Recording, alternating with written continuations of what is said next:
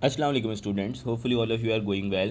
In today's class we are going to discuss cumulative frequency curve, the type of data representation in detail. In the previous classes we have discussed frequency density graph, bar graph, histogram, pie chart. हमने वो सारी type discuss कर ली थी. आज इंशाल्लाह we will wind up with cumulative frequency curve.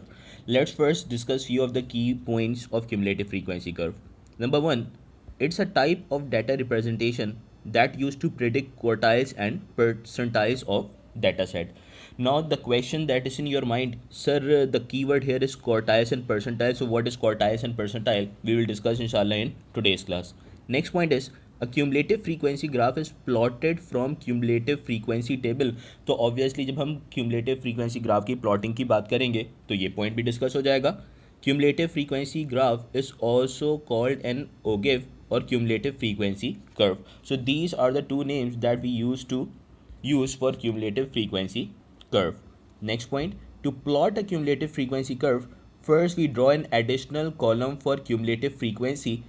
The important point is the cumulative frequency can be calculated by adding respective frequency to all preceding ones. इस बात का क्या मतलब है ये भी इंशाल्लाह हम आज की क्लास में डिस्कस करेंगे. And the last but not the least is the cumulative frequency. We take cumulative frequency along y axis whereas respective values along x axis.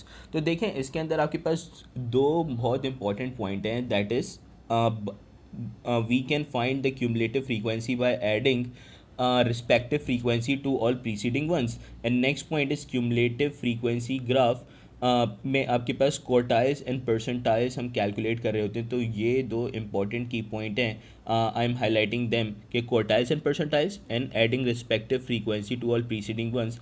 तो these are the two important things that you must be aware about cumulative frequency curve.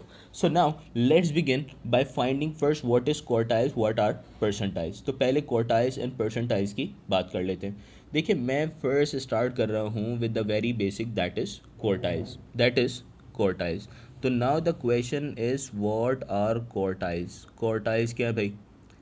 If we talk about quartiles, so quartiles simply refers to quarter of data set. अगर मैं quartiles को define करूँ तो word quartile means quarter of data set. Data set के quarter को आप quartiles कहते हैं. नाउ द क्वेश्चन इज कि अगर से डेटा सेट के क्वार्टर को हम क्वार्टाइल्स कह रहे होते हैं तो क्वार्टर तो सिंपली 25% होता है. जैसे अगर आप simply you are aware about quarter piece of chicken, तो वो quarter piece of chicken actually होता क्या है? Quarter simply refers to 25%. अगर मैं क्वार्टर की सिंपली बात कर रहा हूँ तो this quarter refers to 25% of data set. अगर मैं क्वार्टर की बात करूँ तो क्वार्टर 25% होता है. तो यहाँ पे 25% of data set actually quarter को रेफ़र कर रहा होगा. अब देखें आपके पास यहाँ पे तीन तरह के क्वार्टाइल्स या तीन तरह के क्वार्टर्स की बात हो रही होती है. Number one is Q1. Q1 को हम लोअर क्वार्टाइल और फर्स्ट क्वार्टाइल भी कह रहे होते हैं. Q1 is called as lower quartile और फर्स्ट क्वार्टाइल. लोअर क्वार्टाइल कहूँ फर्स्ट क्वार्टाइल कहूँ एक ही बात है. We can term it by like lower quartile और the first quartile, both are similar. अब बात यह कि भाई अगर Q1 की बात हो रही है तो Q1 फर्स्ट क्वार्टाइल है. ये एक्चुअली 25% ऑफ डेटा सेट को रिप्रेजेंट करता है. It refers to first 25% of data set. और अगर आप फर्स्ट 25% की बात करें तो मैं इसको सिंपली लिख सकता हूँ कि भाई 25% ऑफ nth. nth का मतलब क्या है? यहाँ पे n रेफर्स कर रहा होता है टोटल को. हेयर मैं यहाँ पे सिंपली एक पॉइंट में भी लिख देता हूँ कलर चेंज करके. Here n simply refers to total. N यहाँ पे आपके पास टोटल ऑफ डेटा सेट को रेफ़र कर रहा होता है. नाउ लेट्स डिस्कस कि अगर मैंने 25% ऑफ nth कहा है तो 25% ऑफ nth का मतलब क्या है? यार आप मैथमेटिक्स में एक बात तो डिटेल से पढ़ ही चुके हैं ना कि whenever you remove sign of percentage you have 100 in denominator. Of का मतलब मल्टीप्लिकेशन होता है. तो ये आ गया ऑफ. तो formula for finding the value of Q1 that is first quartile, अगर आप सिंप्लीफाई कर लें तो this comes out to be 1/4 of nth, मतलब 1/4 ऑफ nth कर लेंगे तो आपके पास फर्स्ट क्वार्टाइल की वैल्यू आ जाएगी. You get the value of first quartile. So that's how you are going to find. अभी हम सारी चीज़ों को कैलकुलेट भी करेंगे. अभी आपको मैं सिर्फ फंडामेंटल्स बता रहा हूँ कि how are you going to find the value of first quartile. Now let's talk about second quartile that is Q2. That is Q2. अगर मैं Q2 की वैल्यू की बात करूँ तो Q2 को हम मीडियन भी कहते हैं. Q2 को हम मीडियन भी कहते हैं. मीडियन क्यों? बिकॉज ये सेंट्रल 50% होगा ना. अगर मैं मीडियन की बात करूं तो मीडियन आपके पास एक तरह से सेकंड क्वार्टाइल होता है जिसको हम Q2 कहते हैं. और मीडियन का मतलब ही क्या है? मीडियन का सिंपली मतलब होता है आपके पास, जिस तरह यहाँ पे 25% ऑफ डाटा सेट था, this will be 50% of data set. This will be 50% of data set. और डाटा सेट का 50% का मतलब ये होगा कि this will be 50% of nth. nth का मतलब total. And you are aware about this thing कि जब भी आप 50% में से परसेंट का सिंबल रिमूव करेंगे तो this become 50 divided by 100. Of का मतलब multiply. So this simply comes out to be 1/2 of nth. 1/2 of nth. 1/2 of nth आ गया. This comes out to be the value of second quartile. This comes out to be the value of second quartile that is Q2. Now let's talk about third quartile that is Q3. तो भाई Q3 के भी फॉर्मूले की discussion कर लेते हैं कि how are we going to find the value of Q3. So if you are interested to find the value of Q3, so the Q3 here is called as third quartile.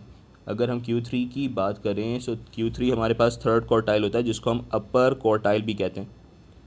Upper quartile. Upper quartile कहूँ कि third quartile कहूँ एक ही बात है. अपर quartile कहें या third quartile कहें एक ही बात है. जिस तरह ये 50% ऑफ द डाटा सेट था, दिस विल बी एडिशनल 25, मतलब 75% ऑफ डाटा सेट हो जाएगा. Agree? This will B additional 25%, मतलब 75% ऑफ डाटा सेट हो जाएगा. तो 75% ऑफ डाटा सेट कहें या 75% ऑफ nth कहें एक ही बात है. And whenever you remove this sign of percentage, obviously आपके पास वही बात हो जाएगी ना कि 75 going to divided by 100 multiply by nth. तो आप 75 को 100 से डिवाइड कर लें तो on simplification this comes out to be 3/4 of nth. मतलब टोटल का 3/4 आपके पास थर्ड क्वार्टाइल होगा. The formula to find the value of third quartile. So भाई these are the discussion regarding quartiles. अब आपके पास एग्जामिनर एक एडिशनल टर्म की बात कर रहा होता है that is IQR. That is IQR. अब सवाल आपका ये होगा कि सर ये IQR क्या होता है. तो now let's talk about what is IQR. Now let's talk about what is IQR. एक एडिशनल टर्म की एग्जामिनर बात कर रहा होता है दैट इज़ IQR. अब सवाल ये कि सर ये IQR क्या होता है. Here IQR refers to inter quartile range. Inter quartile range को हम IQR कहते हैं. इंटर क्वार्टाइल रेंज को हम IQR कहते हैं. So IQR refers to inter quartile range. The formula for finding IQR is Q3 minus Q1. The formula for finding the value of IQR is Q3 minus Q1. Q3 में से आप Q1 subtract कर लें तो वो value आपके पास IQR की calculate हो जाती है. अच्छा, अगर मैं अगर IQR की बाय डेफिनेशन बात करूँ कि भाई IQR इटसेल्फ होता क्या है तो ये भी डिस्कस कर लेते हैं. IQR is simply call as central 50% of data set. IQR आपके पास सेंट्रल 50% ऑफ डाटा सेट होता है. डाटा सेट का सेंट्रल 50% IQR होता है. इन सारी चीज़ों को हम प्रैक्टिकल एग्जाम्पल से भी डिस्कस करेंगे. Right now we are only discussing their formulas. Now we have discuss in details about quartiles. हमने इस टर्म क्वार्टाइल्स के बारे में तो फार्मूला वाइज डिस्कस कर लिया। Now let's talk about percentiles कि व्हाट आर परसेंटाइल्स। तो भाई अगर हम परसेंटाइल की बात करें तो फार्मूला पर्सपेक्टिव से ज़रा परसेंटाइल की बात कर लेते हैं कि what are actually percentiles. So percentiles refers to any percent of data set. percentiles, if we talk about percentiles, so word percentile refers to any percent of data set। data set का कोई सा भी percent, तो मैं अभी bracket में लिख रहा हूँ any percent of data set, कोई सा भी परसेंट ऑफ डाटा सेट। इसकी हम सिंपल एग्जांपल से समझेंगे तो होपफुली आपको ये बात क्लियर होगी। फॉर एग्जाम्पल मैं कह रहा हूँ कि आपने P10 की वैल्यू कैलकुलेट करनी है। P10 refers to 10% of nth, मतलब डाटा सेट का 10%। और 10% को ऑब्वियसली अगर आप सिंप्लीफाई कर ले तो 10/100 लिख लेंगे। That comes out to be 1/10 of total. अगर मैं आपसे P60 कह रहा हूँ तो P60 will be 60% of nth, total का 60%। अच्छा, व्हाट इफ़ अगर मैं आपसे कह रहा हूँ कि P50 की वैल्यू कैलकुलेट कर लो, तो P50 will be 50% of nth। और ऑब्वियसली आप में से कोई स्टूडेंट ये कह रहे होंगे ना सर, अगर 50% ऑफ डाटा सेट की बात कर रहे हो तो ऑब्वियसली ये सेंट्रल 50% का मतलब सेकेंड क्वार्टाइल होगा। अगर आप 50% की बात कर रहे हो तो ये सेंट्रल 50% आपके पास Q2 मतलब सेकेंड क्वार्टाइल होगा। तो होपफुली आपको फार्मूला पर्सपेक्टिव से सारी बातें क्लियर हो गई होंगी। Now let's discuss one example question जिसमें हम ये सारी वैल्यू कैलकुलेट करेंगे। देखें आपके पास cumulative frequency curve is like a snake pattern. जैसे ये स्नेक पैटर्न बना ये क्यूमुलेटिव फ्रीक्वेंसी कर्व होता है। अच्छा, मैं अभी क्वेश्चन रीड कर लेता हूँ, देन उससे रिलेट करते हैं। The cumulative frequency curve for height of 100 student are given, find their IQR and median. आपने उनका इंटर क्वार्टाइल रेंज और मीडियन की वैल्यू कैलकुलेट करनी है। तो you are suppose to find inter quartile range and median for the following condition. Let's discuss one thing. देखें, examiner आपसे IQR और मीडियन की बात कर रहा है। IQR का सिंपली मतलब यही हुआ ना, IQR का सिंपली मतलब यही हुआ ना कि एग्जामिनर अगर IQR कैलकुलेट करा रहा है इसका मतलब वो Q3 माइनस Q1 कैलकुलेट करा रहा है। अगर एग्जामिनर आपसे IQR की वैल्यू कैलकुलेट करा रहा है सो IQR सिंपली रेफर्स टू कि एग्जामिनर आपसे Q3 माइनस Q1 की वैल्यू कैलकुलेट करा रहा है। और अगर एग्जामिनर आपसे मीडियन कह रहा है, सेकेंड टर्म यहाँ पे मीडियन थी ना, तो अगर एग्जामिनर आपसे मीडियन की वैल्यू कह रहा है तो what does this median term refers to, median का मतलब वो Q2 कैलकुलेट करा रहा है। तो इसका सिंपली मतलब ये है आपने Q1 Q2 Q3 तीनों ही कैलकुलेट करने। पहले थोड़ा डाटा को भी अंडरस्टैंड कर लेते हैं कि आपके पास जो गिवन डाटा है वो क्या है। भाई देखिए, अलोंग वाई एक्सिस आपके पास नंबर ऑफ़ स्टूडेंट्स गिवन है, मतलब टोटल गिवन है। और नंबर ऑफ़ स्टूडेंट का मतलब क्या है कि 20 40 60, मतलब ये एक तरह से क्यूमुलेटिव फ्रीक्वेंसी गिवन है। अलोंग वाई एक्सिस मैंने जैसे बताया था वो क्यूमुलेटिव फ्रीक्वेंसी होती है, तो टोटल नंबर ऑफ़ स्टूडेंट 100 का मतलब ये आपके पास क्यूमुलेटिव फ्रीक्वेंसी गिवन है। अलोंग एक्स एक्सिस आपके पास हाइट गिवन है सेंटीमीटर्स में, और ये 100 स्टूडेंट की हाइट स्टार्ट हो रही है 140। इसका मतलब क्लास में जो सबसे शॉर्टेस्ट या सबसे स्टूडेंट जिसकी सबसे लीस्ट हाइट होगी इट्स ऑफ 140 सेंटीमीटर, और जिसकी सबसे ग्रेटेस्ट हाइट होगी, जो सबसे टॉलेस्ट होगा, that will be of 180 centimetre. उसकी हाइट 180 सेंटीमीटर्स होगी। तो अब फाइनली हम बात करते हैं कि how are we going to find these IQR and median. भाई देखिए, क्लास में टोटल 100 स्टूडेंट हैं, ये बात तो क्लियरली यहाँ से भी शो हो रही है, और यहाँ पे भी एग्जामिनर ने 100 स्टूडेंट्स आपको लिख के दिया हुआ है। तो टोटल यहाँ पे जिस तरह हमने n कहा था कि भाई n टोटल को रेफ़र कर रहा होता है, तो n की बात तो क्लियर हो गई। n, the value of n year is 100। अब कैलकुलेट कैसे करते हैं, लेट्स डिस्कस दिस वन। मैं लाइन से Q1 Q2 Q3 कर रहा हूँ। Q1 will be 1/4 of nth। 1/4 of nth का मतलब ये है 1/4 ऑफ 100। टोटल 100 स्टूडेंट्स है ना, 1/4 ऑफ आपने 100 कर लिया, that comes out to be 25th। तो आपने डाटा सेट की 25th वैल्यू को पिक करना होगा। If you are talking about 25th value, भाई 25th Q1 की वैल्यू हरगिज़ नहीं है। 25th स्टूडेंट के अगेंस्ट आने वाली हाइट आपके पास Q1 होगी। 25th स्टूडेंट के अगेंस्ट आने वाली हाइट आपके पास Q1 होगी। दैट इज़ अगर आप यहाँ पे 25th स्टूडेंट मतलब ये वैल्यू आपके पास 20 है, this is 30, this will B 25। तो 25 के अगेंस्ट अगर आप क्लियरली देखें तो 25 स्टूडेंट के अगेंस्ट आने वाली हाइट आपके पास ये होगी। अगर मैं इसको एग्जैक्टली रीड करूं तो ये 153 होगी समवॉट, क्योंकि देखें ना आपके पास ये दिस इज़ 150, दिस इज़ 155, तो obviously from my graph this is 153। और ऑब्वियसली अगर आप एक्यूरेटली ग्राफ ड्रॉ करेंगे तो इस वैल्यू को एग्जैक्टली रीड भी कर सकते हैं। सो Q1 comes out to be 153 centimetre. Q1 comes out to be 153 centimetre. अब सवाल ये है कि ये 153 सेंटीमीटर रेफ़र क्या कर रहा है, 153 सेंटीमीटर आपके पास रेफ़र क्या कर रहा है, ये 153 सेंटीमीटर किस चीज़ की हाइट है।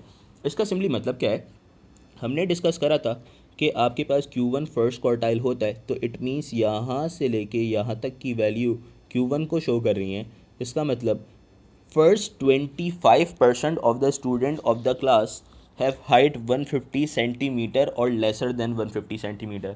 शुरू के 25% स्टूडेंट की हाइट 153 सेंटीमीटर या उससे लेसर है। Agree? Now let's talk about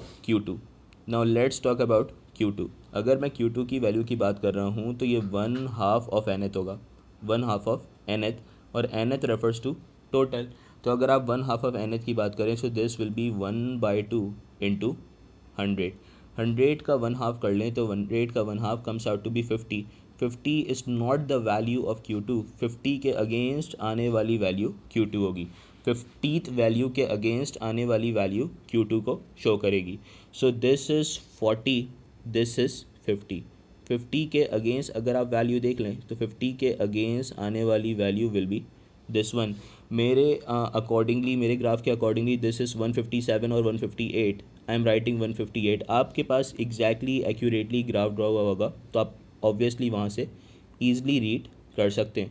so this will be your value of Q2, और Q2 की वैल्यू 158 अगर मैं लिख रहा हूँ, इसका मतलब क्या है, अगर मैं Q2 की वैल्यू 158 सेंटीमीटर लिख रहा हूँ, इसका मतलब क्या है, the value of Q2 comes out to be 158। This 158 centimetre refers to कि 50% of the student of the class have height 158 centimetre और लेसर देन 158 सेंटीमीटर। ये Q2 की आने वाली वैल्यू 158 यही शो कर रही है ना कि आपके पास सेंट्रल 50, मतलब एक तरह से 50% ऑफ द स्टूडेंट की हाइट 158 सेंटीमीटर या उससे लेस है। Finally let's talk about Q3। अगर मैं Q3 की वैल्यू की बात करूं सो Q3 की value comes out to be Q3 की value comes out to be 3/4 of nth। nth मतलब टोटल, तो आप सिंपली यहाँ पे लिख लेंगे 3/4 इंटू 100। 100 आपके पास टोटल स्टूडेंट गिवन्स थे, तो that comes out to be 75th। तो 75th वैल्यू के अगेंस्ट आप वैल्यू रीड कर लेंगे। तो अगर आप 75th वैल्यू के अगेंस्ट वैल्यू देख लें तो 75th वैल्यू के अगेंस्ट आपके पास ये वैल्यू आ रही है, this is your 70 value, this is your 75th।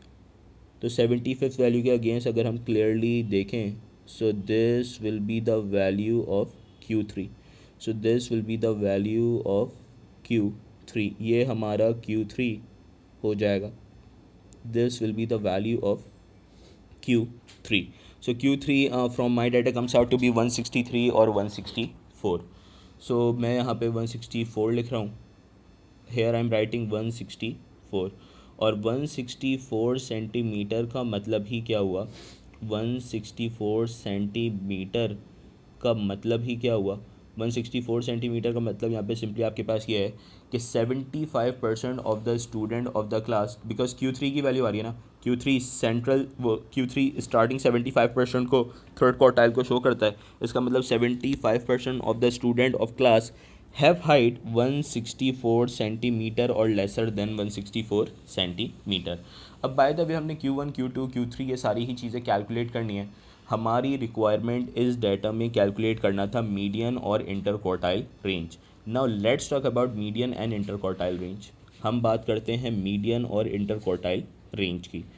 तो if we like talk about median, so median की वैल्यू हमारे पास शो कर रही थी Q2 की value, and that comes out to be in the following cases 158 centimetre. तो मैं यहाँ पे सिंपली लिख सकता हूँ कि दिस इज़ 158 सेंटीमीटर। ये आपके पास फाइनली मीडियन की वैल्यू आ गई। Let's talk about I Q R, that is interquartile range. तो ये आपके पास interquartile centre 50% of data set होती है, that can be calculated by Q3 minus का Q1। तो आप Q3 में से Q1 माइनस कर लें। The value of Q3 is 164, Q1 is 153। तो 164 minus 153, 164 minus 153 gives you I Q R. इसको सब्ट्रैक्ट कर लेंगे तो this comes out to be 11। तो एक तरह से आई क्यू आर आपको सेंट्रल 50% का स्प्रेड बता रहा होता है कि उनके बिटवीन डिफरेंस क्या है, उनके बिटवीन स्प्रेड क्या है। So I Q R comes out to be 11। और अगर मैं यहाँ पे आपको आई क्यू आर को शो भी करके दिखाऊँ, अगर मैं इस गिवन डाटा में आई क्यू आर को शो करके भी दिखाऊँ, तो central 50% will be this one, this central 50% will be Q3 minus का Q1। तो आपके पास this will be your I Q R, यही आपके पास आपका आई क्यू आर शो हो रहा होगा। इरेज करके यहाँ पे इसको क्लियरली लिख भी देते हैं। सो this will be here, this will be your I Q are. तो अगर मैं यहाँ पे शो करूँ तो ये यहाँ पे आपके पास आपका I Q R that is interquartile range होगा। So these were the required condition that examiner was asking to us. हमने कैलकुलेट भी कर ली। अब देखें इसी में मैं कुछ एडिशनल क्वेश्चन भी लिखता हूँ, इसी में कुछ एडिशनल क्वेश्चन भी लिखता हूँ। फॉर से आई आस्क यू अबाउट, इसी में एक एडिशनल क्वेश्चन अगर मैं आपके पास ये ऐड ऑन कर दूँ कि भाई आप P90 कैलकुलेट कर लें, P90 की value. So how are you going to find P90? P90 का मतलब 90th परसेंटाइल होगा। अगर मैं P90 की बात करूँ तो P90 refers to this, P90 refers to 90th percentile, जिसका मतलब 90% ऑफ nth होगा कि 90% ऑफ द स्टूडेंट्स की हाइट क्या है। और 90% ऑफ nth का मतलब 90 divided by 100 multiply by nth मतलब टोटल, और टोटल हमारे पास 100 ही थे। तो अगर आप कैंसिल कर लें तो finally this comes out to be 90th value. तो finally on cancellation this comes out to be your 90th value. तो अब 90th वैल्यू रीड कर लेंगे। 90th वैल्यू के अगेंस्ट आने वाली वैल्यू आपके पास 90th परसेंटाइल को शो कर रही होगी। सो this will be your 90th value. तो अगर आप 90th वैल्यू के अगेंस्ट देखें तो एग्जैक्टली इस लाइन के अगेंस्ट आने वाली हाइट होगी, इस लाइन के अगेंस्ट आने वाली हाइट होगी दैट इज़ 170। तो मैं कह सकता हूँ कि 90% of the student have height 1 centimetre और लेसर देन 1 सेंटीमीटर। तो फाइनली आप क्लियरली यहाँ पे लिख सकते हैं कि P90 comes out to be, P90 comes out to be 170 centimeter. So hopefully all of you are clear up till here. So this is all about quartiles and percentiles. This is all about quartiles and percentiles of data set. So in today's class of cumulative frequency curve, हमने ये बात तो detail में discuss कर ली कि how are you going to find quartiles and percentiles of data set. और अब ये हम बाद में नेक्स्ट क्लास में जब और एग्जाम्पल प्रॉब्लम डिस्कस करेंगे तो विल डिस्कस के how are we going to find the value of cumulative frequency by adding the respective frequencies to all the preceding one. So hopefully all of you are clear up till here. If you are interested to take the screenshot, you can take it now. I am just ending today's lecture here. Thank you.